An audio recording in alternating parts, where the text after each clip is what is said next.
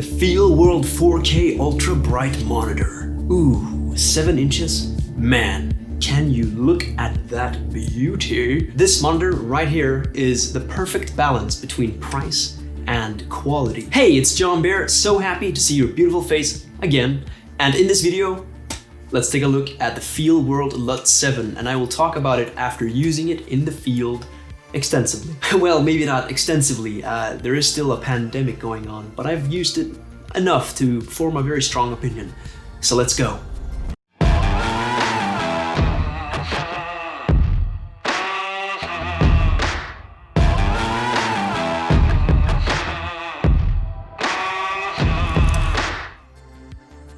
Alright, so let's just jump straight into the specs of this screen here. Now you'll notice it says 4K right here. Now this is a bit of a tricky marketing strategy if you ask me, because actually the display is 1080p, but it receives 4K signals. So I don't know, for me it doesn't make a difference personally. It says 4K right there, so you'd expect the display to display in 4K, but whatever. Oh, my mistake, it's not 1080p, it's 1920 times 1200, so not 1080, it's 1200. Resolution aside, this screen is super clear. It's got a 160-degree viewing angle, so it will be clear at, you know, most angles basically. And most importantly, the screen does not reflect very much. It's less reflective than many other monitors actually, and this is one of the main reasons I got this one. If you've seen my 7 reasons to get a monitor video, I talk about this quite a lot, that this one here, the brightness of this screen is 2200 nits brightness. So what that basically means is that you can use this screen in bright daylight and you can still see very clearly what's on the display. And for me, that's a huge deal.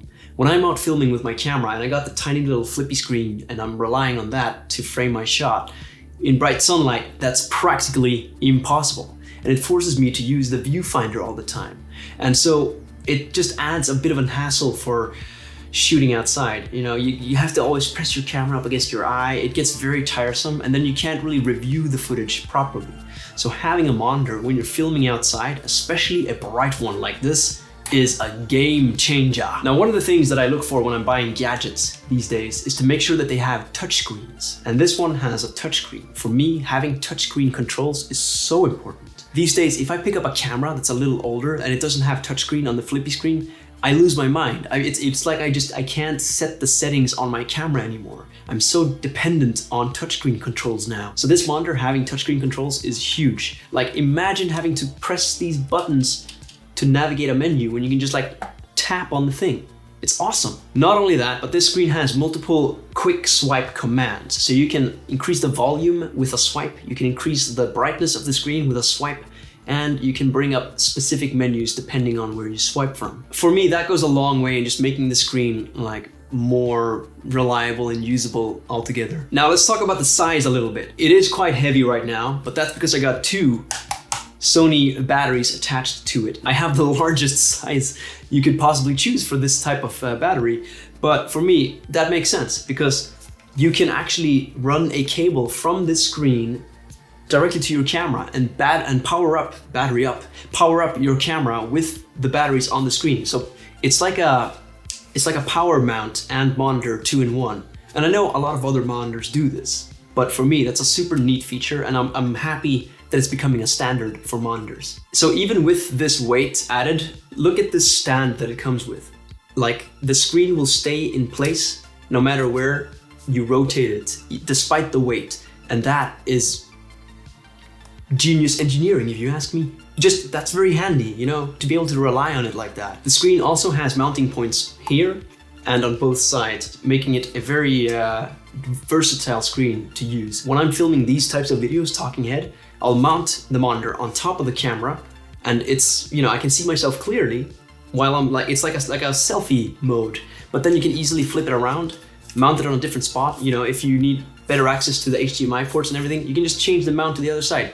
No big deal. Another cool thing that I noticed about this screen is that it has a little like cold shoe mount right here. And believe it or not, I actually ended up using this cold shoe mount to mount my microphone once. So just adding like mounting points to your camera by having this one, it's Like, they didn't really have to do it. It's just a nice little bonus that they added there for, you know, just being nice. Without the batteries, it's not too heavy. If you're somebody that needs a lighter monitor, you have the option to just use smaller batteries, and that's fine. Since we're still talking about the build of the monitor itself, it is quite large, 7 inches. When I ordered it online, imagining 7 inches, it was really difficult for me to imagine it. So actually, when I physically got the screen in my hands, I was like, wow, that's huge. Like, if you've played with a Nintendo Switch, this is considerably larger than that. At first, I was a little, I don't know, not disappointed, but I felt like, ugh, maybe I should have bought a smaller screen.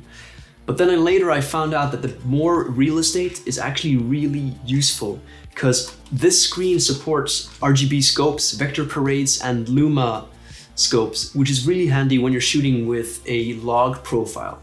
Because when you're shooting with a log profile, generally the colors will be very grayed out, right? So having these sort of like tools to measure the proper exposure and everything is key. Speaking about log profiles, you can actually put 3D LUTs into this monitor to preview your look while you're filming it. So for example, here, there's an SD slot where you can slide in an SD with your preview LUT in it. And with that, you can load the LUT into the monitor and it will apply the LUT in real time to the footage that you're filming. This is super handy for nailing exposure and all the colors. Without being able to preview your footage with a LUT applied to it, you have to just sort of film everything in grayscale. So that's, first of all, it's not fun. And second of all, you might end up with inaccurate colors. And then also, I mentioned this in my 7 reasons to get a monitor video, that actually when you have the LUT applied and you can preview it for your clients on the spot with good colors, it's huge. Like, I'm so sick of having to explain to people that like the colors will come later and they just have to take my word for it. But being able to show people the footage we just shot with glorious colors applied, it's just awesome. I love it. All right, so I think I've covered most of what there is to say about this screen. I mean, it's very nice. So let's talk about the price. When I bought it, it was $269, which, you know, depending on your budget, that might sound like a lot. But compared to other monitors on the market, I found this to be a mid-range price. You can find cheaper, but you're not gonna get those touchscreen controls or 3D LUTs or even the brightness of this screen. I would really recommend you to pick up something in this range. And if you're thinking about picking up a monitor, consider the FEELWORLD LUT7. What you're getting is 2 slots for your Sony batteries where you can power up your camera through the monitor. You're getting the 3D LUTs, you're getting the brightness, you're getting the size, you're getting the usability of this arm. I mean, it is a solid package. For the amount of features you're getting with this screen here, the $269 asking price is a steal. So I just want to end this video with a bit of a story time. The other day I was walking home from a shoot with this monitor in my hand. I had the camera, the gear, the cage, everything set up. It just looked like I was a proper pro videographer. So I was walking down the street with my whole gear set up, and all of a sudden a car pulls up next to me, and the man in the car asks me, "Hey, are you a professional videographer?" And he told me, "I noticed your camera rig right there. It looks like you're quite capable." And he asked me then later if I was available for work. Later, I exchanged a few emails with this guy, and fast forward to yesterday, I had a sales meeting with him, and I managed to close a 1 video deal for $1,100. This is an opportunity that just fell into my lap. And why? Well, because when you have a monitor on your camera rig, you show that you're a professional. This man just noticed me outside walking around with my monitor on my camera, noticed that I looked like a professional, and then approached me. So if I didn't have the professional camera rig and monitor on, I would just look like a regular tourist with a DSLR camera, right? So this is sort of like, as videographers, this is our business suit. This is what, you know, makes us look professional. It's the appearance. It's all about appearance. So I hope you enjoyed this story and that you found some takeaway from it, that it is important to look the part. If you're just filming video for yourself, then maybe you don't really need a monitor. But if you're filming video for clients, being able to preview your footage on these and showing up with a proper getup is important. So yeah. Anyway, I've been rambling on for too long. FEELWORLD LUT7, just pick it up, you won't be disappointed. All right, that's it for this video. Thank you so much for watching. If you're into videos of how to make better videos and stuff like that, then hit the subscribe button, because that's what I'm all about. I'm John Bear, and I will see you in the next video. Bye bye.